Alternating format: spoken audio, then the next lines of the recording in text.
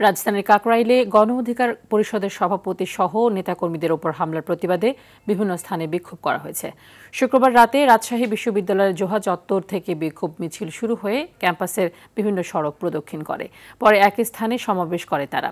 নারায়ণগঞ্জে সড়ক অবরোধ করে মশাল মিছিল করেছে স্থানীয় নেতাকর্মীরা। শহরের চাষারা স্মৃতিস্তম্ভের সামনে সড়কে এই অবরোধে আধা ঘণ্টা ধরে যান চলাচল বন্ধ থাকে।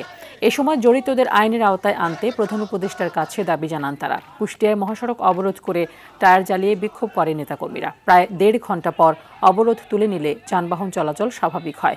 অন্যদিকে গেল রাতে রাজশাহীতে জাতীয় পার্টির মহানগর ও জেলা কার্যালয়ে ভাঙচুর ও অগ্নিসংযোগ করা হয়েছে। এতে ওই এলাকায় আতঙ্ক ছড়িয়ে পড়লে পুলিশ এসে পরিস্থিতি নিয়ন্ত্রণে আনে।